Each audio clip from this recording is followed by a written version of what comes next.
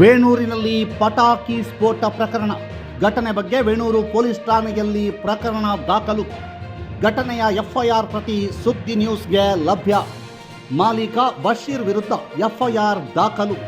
ಮನೆ ಹಾನಿಗೊಳಗಾದ ಶಾಂತಿ ಎಂಬವರ ದೂರಿನ ಹಿನ್ನೆಲೆಯಲ್ಲಿ ಕೇಸ್. ಐಪಿಸಿ ಸೆಕ್ಷನ್ 286, 304, 427 ಹಾಗೂ ಎಕ್ಸ್ಪ್ಲೋಸಿವ್ ಆಕ್ಟ್ 9B ಅಡಿಯಲ್ಲಿ ಎಫ್ಐಆರ್ ದಾಖಲು. ಕೇರಳದ 3 ಹಾಗೂ ಹಾಸನದ 3 ಕೆಲಸಗಾರರನ್ನ ಬಳಸಿಕೊಂಡಿದ್ದರು. ಇವರೇ ಪಟಾಕಿ ತಯಾರು ಮಾಡ್ತಾ ಇದ್ರು. ಸ್ಫೋಟದಲ್ಲಿ 3 ಮೃತಪಟ್ಟಿದ್ದರು. ನುರಿತ ಕಾರ್ಮಿಕರ ನೇಮಕ ಮಾಡಿರಲಿಲ್ಲ ಹಾಗೂ ಸುರಕ್ಷತಾ ಕ್ರಮ ತೆಗೆದುಕೊಂಡಿರಲಿಲ್ಲ ಎಂದು ಎಫ್ಐಆರ್ನಲ್ಲಿ ಉಲ್ಲೇಖ.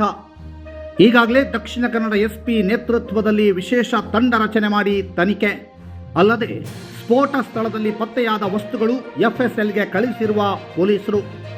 ಘಟನೆಯಲ್ಲಿ ಬಳಕೆಯಾಗಿರುವ ಸ್ಫೋಟಕಗಳ ಬಗ್ಗೆ ಇನ್ನಷ್ಟೇ ಖಚಿತವಾಗಬೇಕಿದೆ. ಸದ್ಯ ತನಿಖೆಯನ್ನ ಮುಂದುವರಿಸಿರುವ ಪೊಲೀಸರು.